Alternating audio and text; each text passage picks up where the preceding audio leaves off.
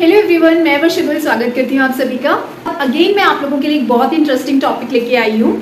मैंने अपना weight loss किया है और नेचुरली किया है। मैंने 30 kg वेट लॉस किया है, वो भी बिना किसी डाइट और बिना किसी जिम के किया है। मैंने अपनी पिछली सभी वीडियोस में अपनी वेट लॉस जर्नी आप लोगों के साथ शेयर की है, अपना एक्सपीरियंस शेयर किया है, क्या मैंने गलतियां की थी उनको कैसे मैंने सुधारा और कैसे अब मैं अपना वेट लॉस जो है वो कर पा रही हूँ ईजिली, और कैसे अपना जो मैंने वेट लॉस किया उसको मैं मेंटेन कर पा रही हूँ। इन सभी चीजों को मैंने अपनी काफी सारी वीडियोस में डिटेल में शेयर किया है। तो अगर आप अपनी वेट लॉस जर्नी में है और हो सकता है आप इनमें से कोई गलती कर रहे हो, तो प्लीज एक बार जाके आप उन वीडियोस को देखिए। वो वीडियोस आप लोगों के लिए बहुत हेल्पफुल होने वाली हैं। इससे जो पहले मैंने अपनी वीडियो आप लोगों के साथ शेयर की थी, वो मैंने डिनर को लेके शेयर की थी। बहुत सारे मिथ्स, बहुत सारे डाउट्स हम लोगों के अंदर होते हैं कि कैसे हम अपने डिनर को खाएं वेट लॉस में, किस टाइम खाएं, खाना चाहिए या नहीं खाना चाहिए और क्या खाना चाहिए। इसको मैंने डिटेल में एक वीडियो के थ्रू आप लोगों को बताया है, समझाया है। तो आप प्लीज जाके एक बार उस वीडियो को देखिए अगर आप डिनर को लेके कंफ्यूज हैं। तो आज की इस वीडियो में हम ब्रेकफास्ट को लेके बात करेंगे। जैसे कि ब्रेकफास्ट को लेके भी बहुत सारे डाउट्स होते हैं हमारे अंदर कि क्या हमें अपना ब्रेकफास्ट वेट लॉस में करना चाहिए। देखिए, वेट लॉस जो होता है वो बहुत सारे फैक्टर्स पे डिपेंड करता है। काफी सारे फैक्टर्स ऐसे होते हैं जो डायरेक्टली हमारे वेट लॉस को अफेक्ट करते हैं और कुछ फैक्टर्स ऐसे होते हैं जो इनडायरेक्टली अफेक्ट करते हैं। जैसे कि हम सभी जानते हैं, अगर आपने मेरी पिछली सभी वीडियोस को देखा है तो अभी तक आपको पता चल गया होगा कि वेट लॉस जो होता है वो कैलोरी डेफिसिट से होता है। मीन्स आप अपने रिक्वायर्ड, जितनी भी आपकी रिक्वायर्ड कैलोरीज होती हैं थ्रू आउट द डे, जिसको आप कैसे कैलकुलेट कर सकते हैं, ये भी मैंने अपनी लास्ट वीडियो में आपको डिटेल में समझाया है कि अगर आप अपने टोटल डेली एनर्जी एक्सपेंडिचर यानी टीडीई से कम खाएंगे, डेफिसिट में रहेंगे, तो आपका वेट लॉस होगा। तो बेसिकली वेट लॉस के लिए सबसे ज्यादा जरूरी होता है कैलोरी डेफिसिट में खाना। बट काफी सारी चीजें हमें इनडायरेक्टली भी अफेक्ट करती हैं, जैसे कि आपका स्लीप होता है, आपका स्ट्रेस होता है, आपके मील टाइमिंग्स होते हैं, वो कुछ हद तक इनडायरेक्टली आपके वेट लॉस को अफेक्ट करते हैं। अगर आप एक रात ढंग से नहीं सोएंगे, अच्छी स्लीप नहीं लेंगे, तो डेफिनेटली वो आपके वेट लॉस को अफेक्ट नहीं करेगा। बट अगर आप इस पैटर्न को कंटिन्यूअस रखेंगे और अगर आपकी स्लीप अच्छी नहीं होगी तो आपके हार्मोन्स इंबैलेंस होंगे, जिससे कि आप ओवर ईट करते हैं, आपको भूख ज्यादा लगती है, आपको क्रेविंग ज्यादा होती है, आपका कार्ब्स खाने का ज्यादा मन करता है। तो ऐसे ही ब्रेकफास्ट भी रोल प्ले करता है आपके वेट लॉस में, इनडायरेक्टली ये प्ले करता है। अब कैसे करता है? आप वेट लॉस पे हैं तो आपको जरूरी नहीं है कि ब्रेकफास्ट करना ही है, ब्रेकफास्ट करना मस्ट है, आप उसको स्किप भी कर सकते हैं। बट कहीं ना कहीं क्या होता है कि जो हमारा ब्रेकफास्ट होता है वो हम पूरी रात का, हम लोग रात को, जब पहली रात को हम लोग डिनर कर लेते हैं, उसके बाद जो हमारी नेक्स्ट मील होती है वो अगले दिन नेक्स्ट डे ब्रेकफास्ट की होती है, जो कि हम अराउंड 11 to 12 आवर्स या उससे ज्यादा टाइम गैप के बाद लेते हैं।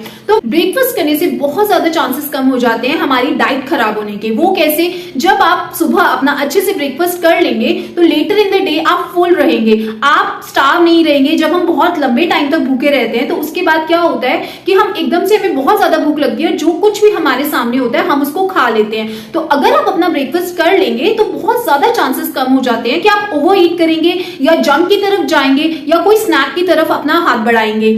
जब हमारा पेट फुल रहता है तो हमारे चीटिंग के चांसेस ऑलमोस्ट खत्म हो जाते हैं। ब्रेकफास्ट करने से हमारी जो क्रेविंग्स हैं वो बहुत कंट्रोल रहती हैं। हमारा मन नहीं करता कुछ मीठा खाने का या ज्यादा फैट्स खाने का, इसलिए मेरे अकॉर्डिंग ब्रेकफास्ट करना बहुत ज्यादा जरूरी होता है। ब्रेकफास्ट स्किप करने से अच्छा है कि आपको ब्रेकफास्ट करना चाहिए। वो हमारे वेट लॉस प्रोसेस को बूस्ट करता है। जैसे कि ब्रेकफास्ट जो है वो हमें इंस्टेंट एनर्जी प्रोवाइड करता है, वो हमारी बॉडी को फ्यूल देता है, एकदम से फ्यूल देता है, रिप्लेनिश करता है हमारे ग्लाइकोजन स्टोर्स को, जिससे हमें इंस्टेंट एनर्जी मिलती है।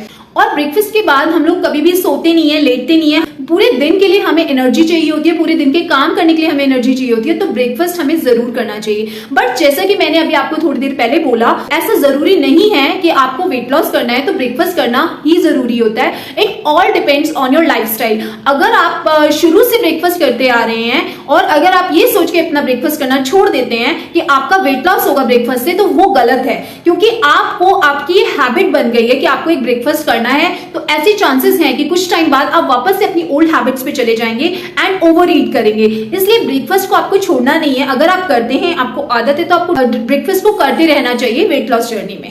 जैसे कि हम सबका लाइफस्टाइल अलग होता है, तो वैसे ही हो सकता है कि आपका लाइफस्टाइल अलग है। अगर आप ब्रेकफास्ट नहीं करते हैं, आपको आदत नहीं है ब्रेकफास्ट की, तो डेफिनेटली आप अपना ब्रेकफास्ट ना लें, स्किप करें। बेसिकली यहाँ पे फंडा होता है कि जो हमारा ब्रेकफास्ट है वो वेल बैलेंस्ड होना चाहिए, सारे न्यूट्रिएंट्स उसमें होने चाहिए, कार्ब्स, प्रोटीन, फैट्स का आपको ध्यान रखना है। सुबह के टाइम हमें इन तीनों ही मैक्रो न्यूट्रिएंट्स की जरूरत होती है, तो आप गुड अमाउंट में कार्ब्स को इंक्लूड कर सकते हैं, फैट्स को इंक्लूड कर सकते हैं, प्रोटीन को इंक्लूड कर सकते हैं।